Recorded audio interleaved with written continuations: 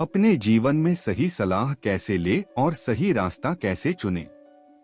Hello दोस्तों, आप लोगों का मेरे इस कहानी का पिंजरा चैनल पे स्वागत है।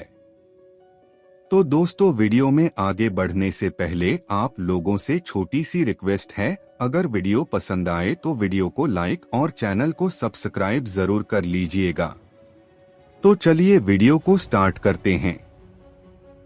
दोस्तों, बहुत समय पहले की बात है। एक छोटा सा राज्य था। उस राज्य का राजा बहुत खुशहाल था। उसके पास किसी चीज की कोई कमी नहीं थी। प्रजा भी अपने राजा का खूब आदर सत्कार किया करती थी। प्रजा अपने राजा से बहुत खुश थी। लेकिन आज कुछ ऐसा हुआ था जिससे राजा की नींद हराम हो चुकी थी। राजा को रात भर नींद नहीं आ रही थी। 25 सालों से आज तक ऐसा कभी नहीं हुआ था। राजा के साम्राज्य पर आज तक किसी ने हमला करने का प्रयास तक नहीं किया था। लेकिन आज पड़ोसी राज्य ने इस छोटे से राज्य पर आक्रमण कर दिया।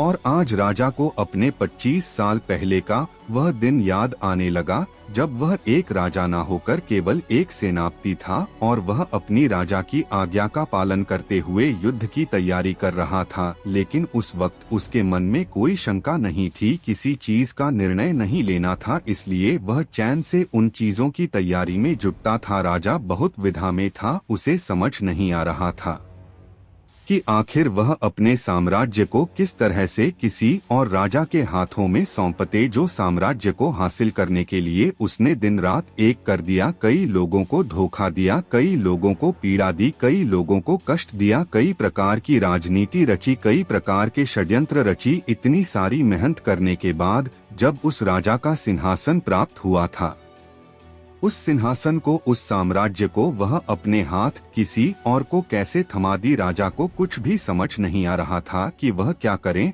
वह बहुत चिंतित था, परेशान था, करवटें बदल रहा था, लेकिन उसे कोई तरीका सूझ नहीं रहा था। राजा यह बात बहुत अच्छी तरह से जानता था कि बात केवल मेरी नहीं है, इस पूरे साम्राज्य की है। राजा ध्यान करना जानता था। वह बार बार ध्यान करने का प्रयास भी कर रहा था ताकि वह शांत हो सके, उसका मन शांत हो सके और वह अपनी अंतरात्मा की आवाज सुन सके। उसने कई बार प्रयास किया, लेकिन हर बार उसे असफलता ही हाथ लगी। वह अपने मन की आवाज अर्थात अपनी अंतर आत्मा की आवाज सुनने में असफल रहा, जिस कारण वह बहुत परेशान था, चिंतित था और बहुत दुविधा में था। वह समझ नहीं पा रहा था कि आखिर वह क्या फैसला करे और उसके पास बहुत कम समय भी बचा हुआ था। केवल उसके पास आज रात का ही समय था। कल सुबह पड़ोसी राज्य उस पर आक्रमण कर देगा।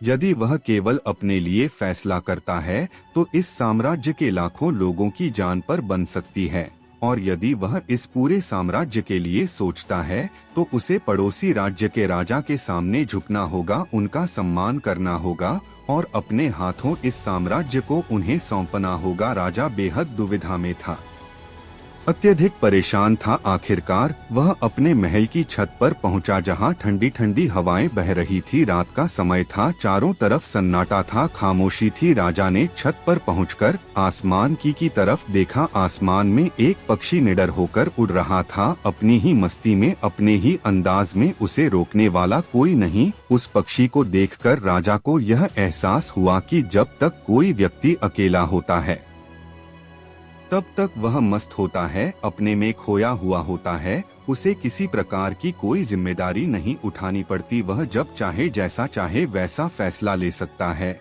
लेकिन हमारे सर पर जिम्मेदारी आ जाती है तो फिर एक आदमी अपना अकेलापन, अपनी मस्ती, अपनी आजादी को खो बैठता है, क्योंकि उसके सर पर जिम्मेदारी है। उसे हर एक चीज देखनी है, समझनी है और ऐसे बहुत से लोगों को सोच समझकर ही कोई निर्णय लेना है। काफी समय बीत चुका था और अब तक राजा ने कोई निर्णय नहीं लिया था, और जब राजा को कोई भी रास्ता नजर न आया तो वह अपना घोड़ा लेकर अपने गुरु के आश्रम की ओर निकाल पड़ा। राजा के गुरु भी बहुत सख्त थे। उन्होंने पहले से ही राजा को यह चेतावनी दे रखी थी कि जब तक कोई ऐसी दुविधा ना पड़े, जब तक तुम्हारे पर ऐसी कोई को बड़ी समस्या ना आन पड़े कि तुम्हें मेरी जरूर पड़े, तब तक तुम यहाँ पर कभी मत आना। राजा अपना घोड़ा लेकर आश्रम पहुँचा। वहाँ पर जब उसने देखा तो उसके गुरु ध्यान में लीन थे। जीवन में सही निर्णय कैसे ले, सकारात्मक ऊर्जा।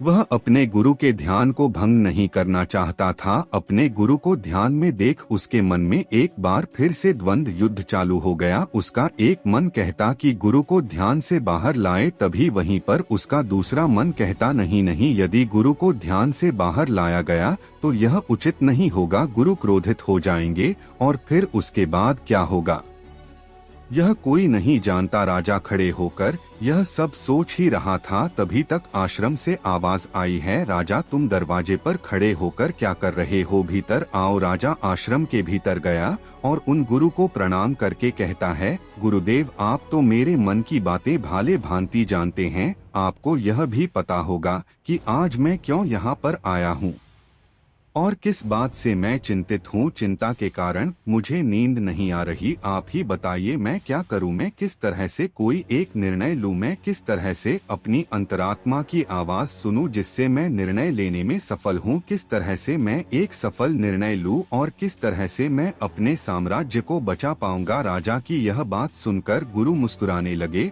और राजा से कहते हैं, राजन हर इंसान के दो मन होते हैं, एक मन उसे कोई काम करने के लिए प्रेरित करता है तो दूसरा मन इस काम को टालने का प्रयास करता है, उस काम से पीछा छुड़ाने का प्रयास करता है और इन्हीं दोनों मन के बीच में हम फंस कर रह जाते हैं। हम किसी एक तरफ निर्णय नहीं ले पाते, हम किसी एक दिशा की तरफ नहीं बढ़ पाते और ऐसे समय पर हमारे मन में सवाल उत्पन्न होने लगता है कि जो फैसला हम लेने जा रहे हैं क्या वह सही है या फिर गलत। ऐसी स्थिति हमेशा आधी अधूरी हो जाती है और वह हमें अपने पूरे जीवन भर पछताने के लिए मजबूर कर देती है।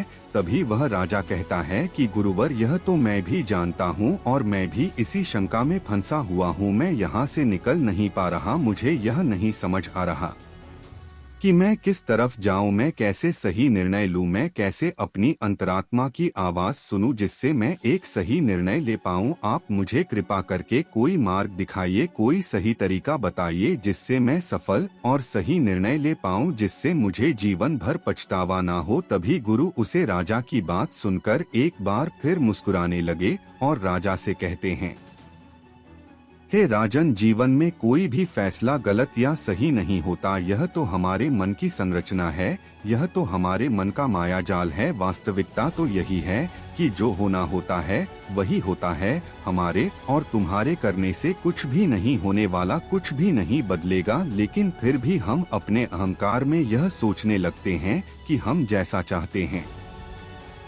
हम वैसा ही करेंगे और जैसा हमें चाहिए बिल्कुल वैसा ही होगा। हम यही सोचते हैं कि हम अपने फैसले से दुनिया बदल सकते हैं और इसीलिए हम सही और गलत के चक्कर में फंस कर रह जाते हैं और हम कोई भी काम आगे नहीं उठा पाते, कोई भी निर्णय नहीं ले पाते। लेकिन वास्तविकता तो यही है कि फैसला कभी भी गलत और सही नहीं होता।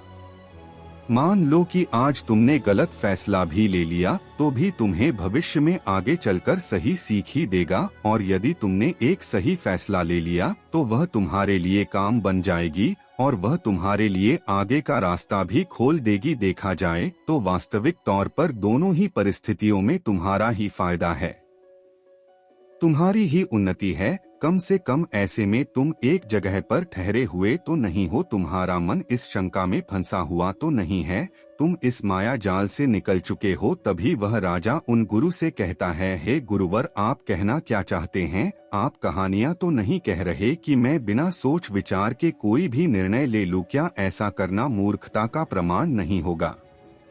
आज मेरे ऊपर लाखों लोगों की जिम्मेदारियां हैं और वे ऐसे ही कोई भी फैसला कैसे ले सकता हूं? तभी गुरु मुस्कुराते हुए राजा से कहते हैं, हे राजन तुम मेरी बात समझ नहीं रहे हो। मैं तुमसे ऐसा नहीं कह रहा कि तुम सोच विचार कर निर्णय मत लो, बल्कि मैं तो यह कह रहा हूं कि अच्छी तरह से सोच विचार कर निर्णय लो और अच्छी तरह से सोचने के बाद, पूर्ण रूप से सोच विचार करने के बाद तुम अपने दोनों मन को एक जगह पर सहमत करवाओ। यदि तुम अपने दोनों मन को एक निर्णय पर ला पाते या एक काम के लिए और एक ही दिशा में ला पाते तो वही फैसला तुम्हारी अंतर आत्मा का फैसला होगा। तुमने कई बार यह अनुभव तो किया ही होगा कि किसी काम में तुम्हारा मन तो कर रहा है, लेकिन बुद्धि तुम्हारा साथ नहीं दे रही, बुद्धि तुम्हारा पल पल विरोध कर रही है। और ऐसी स्थिति में हमारे मन और हमारी बुद्धि के बीच युद्ध चल रहा होता है। लेकिन यहाँ पर समझने वाली बात यह है कि जो बातें तुम्हारे मन से उठ रही हैं, वही बात तुम्हें सही रास्ते पर ले जाना चाहती है। वहीं पर तुम्हारी बुद्धि तर्क वितर्क करके उस रास्ते को साफ करना चाहती है, सभी प्रश्नों का निवारण करना चाहती है। जैसे मान लो कि तुम एक पहाड़ी पर जाना चाहते हो जहां पर तुम्हें यह पता चला है कि वहां बहुत सारा सोना है, लेकिन इसके लिए तुम्हें घने जंगलों से होकर गुजरना होगा। तुम्हारा मन वहां जाने के लिए तैयार है, वह सोना को पाना चाहता है, लेकिन तुम्हारी बुद्धि तुमसे यह कह रही है, जंगल बहुत घना है और बहुत खतरनाक भी है, वहां पर तरह तरह के विशाल जानवर रहते हैं, तरह तरह के जंगली जानवर रहते हैं और उसका रास्ता भी सुरक्षित नहीं है। वहां पर चोर डाकू और लुटेरे भी हो सकते हैं, पर पता नहीं वहां पर रास्ते में कुछ खाने पीने को मिलेगा या नहीं मिलेगा, और तो और हमारी जान को खतरा भी हो सकता है। यह सारे प्रश्न हमारी बुद्धि खड़ी करती है, लेकिन इसका अर्थ यह नहीं कि तुम्हारी बुद्धि तुम्हें रोकने का प्रयास कर रही है, बल्कि वह तुम्हें सतर्क कर रही है। और जब तक तुम अपनी बुद्धि के सवालों का निवारण नहीं कर लो, तब तक आगे बढ़ना मूर्खता का प्रमाण ही होगा। ऐसे रास्ते पर जाने से पहले तुम्हें अपने खाने पीने की सामग्री का इस्तेमाल करना होगा। उसके बाद सुरक्षा के लिए कुछ हथियार और कुछ सैनिकों को भी साथ लेना होगा। और जब तुम्हारी बुद्धि पूरी तरह से संतुष्ट हो जाए, जब उसके सभी सवालों का निवारण तुम कर लो, तब तुम आगे बढ़ सकते हो। अब तुम्हार बुद्धि के सभी सवालों का निवारण हो चुका है, लेकिन कुछ ऐसे लोग भी होते हैं जिन्हें पता होता है कि उसे पहाड़ी पर खजाना है, लेकिन वह यह भी जानते हैं कि रास्ता बड़ा कठिन है, लेकिन वह अपनी यात्रा कभी शुरू ही नहीं करते हैं। यह बात और है कि हो सकता है कि तुम्हें वहां पर पहुंचकर कोई खजाना ना मिले और तुम्हें वहां से खाली हाथ ही लौटना पड़े, लेकिन तुम्हें इस सत्य को भी जान लेना आवश्यक है कि जो होना होता है वही ही होता है। उसका अफसोस करके कोई मतलब नहीं। तुमने तो अपनी पूरी कोशिश की थी, तुमने अपना पूरा प्रयास लगा दिया था, लेकिन इसके बाद भी तुम्हें सफलता ना मिले, तो इसका अर्थ यही है कि वहां पर तुम्हारे लिए जो होना था वही हुआ है। उसका अफसोस करके कोई अर्थ नहीं, लेकिन उसे यूं ही जाने भी नहीं देना चाहिए। उस हार से, उस अनुभव से हमें कुछ सीखना चाहिए, उससे सीख लेनी चाहिए और उसके बाद तुम्हें अपनी कोशिशों को और भी ज्यादा बेहतर बनाना चाहिए। इसी चीज पर काम करना चाहिए, ना कि व्यर्थ बैठकर पश्चाताप करना चाहिए और ना अफसोस करना चाहिए। मैं तो तुम्हें बस यही समझाना चाहता हूँ कि अंतर आत्मा की आवाज हमें तब सुनाई देती है जब हमारा मन और हमारी बुद्धि दोनों एक बात पर पूर्ण रूप से सहमत हो जाते हैं। तभी गुरुवर उस राजा को सावधान रहते हुए कहते हैं, हे राजन, मेरी एक बात और अपने दिमाग में अच्छी तरह से बैठा लेना, जब भी कोई हानि होती है तो वह अपने पीछे पश्चाताप और अफसोस जरूर छोड़ कर जाती है। तुम्हें हमेशा अपनी हार पर ऐसा ही लगेगा, यदि मैंने कुछ ऐसा कर दिया होता तो शायद मैं सफल हो गया होता, और यही पछतावा, यही अफसोस तुम्हें हर काम के पीछे नजर आएगा जो काम में तुम असफल हुए हो। जब भी कोई व्यक्ति असफल होता है तो वह यही सोचता है कि यदि मैंने इस काम को उस तरीके से कर दिया होता या फिर उसके कहे के अनुसार कर दिया होता तो शायद मैं आज यहाँ पर सफल हो चुका होता। लेकिन वास्तविकता तो यही है कि तुम्हें कभी भी इस बात का एहसास नहीं होने देगी कि तुम्हारे साथ क्या तय किया गया है और तुम्हारे साथ क्या होने वाला है। हाँ, यह बात और है, कुछ सचेत और कुछ जागरूक लोग ही इस बात को जान पाते हैं कि उनके साथ आगे क्या होने वाला है।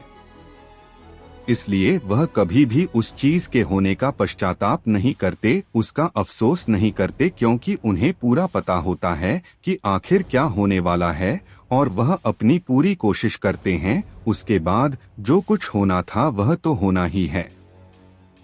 उसमें पछतावा करके क्या लाभ, किंतु जिन लोगों को अपने फैसला पर यकीन नहीं होता वह हमेशा केवल सोचते ही रह जाते हैं। वह हमेशा अतीत के बंधनों में बंधे रह जाते हैं, दुखी रहते हैं, रोते रहते हैं, लेकिन वह अपने जीवन में कुछ नहीं कर पाते। लेकिन एक बुद्धिमान व्यक्ति यह भली भांति जानता है कि अतीत को बदला नहीं जा सकता, लेकिन उस पर बैठकर अफसोस करना व्यर्थ है। किंतु वर्तमान में हम सही निर्णय ले सकते हैं और भविष्य जो कि हमारे हाथों में है ही नहीं। इसके बाद उन गुरु ने राजा को वहां से जाने का आदेश दे दिया और वह वापस से ध्यान में लीन हो गए। और गुरु की सारी बातें सुनकर राजा के मन में जो द्वंद्व युद्ध चल रहा था वह पूरी तरह से शांत हो चुका था। राजा वापस महल लौटा और उसने शांतिपूर्वक अपने मन और अपनी बुद्धि को एक ही निर्णय पर सहमत करवाया, और वह था कि हम युद्ध लड़ेंगे। जब राजा के मन से यह निर्णय उठा तो उसकी बुद्धि ने उसके सामने कई प्रकार के सवाल उत्पन्न कर दिए, जैसे कि हमारी सेना बहुत छोटी है, हम उनके सामने टिक नहीं पाएंगे, और पड़ोसी राज्य के पास एक विशाल सी सेना है जो हमें चुटकियों में मसल सकती है। उनके पास तरह तरह के हथियार हैं और लड़ने का कौशल भी है। और ऐसे ही कई प्रकार के सवाल उसकी बुद्धि उससे कर रही थी। उन सभी प्रश्नों का जवाब देते हुए राजा आगे बढ़ता चला गया और वह इसी निर्णय पर पहुंचा कि हम युद्ध लड़ेंगे। यदि हम सही रणनीति से सही तरीके से युद्ध लड़ेंगे तो हम छोटी सेना के साथ ही उन्हें हरा सकते हैं। इसके बाद राजा चैन की नींद सो गया और अगली सुबह उसने अपने सेनापति को आदेश दिया कि हम युद्ध लड़ेंगे, सेना को तैयार करो। सेनापति ने राजा की आज्ञा का पालन किया।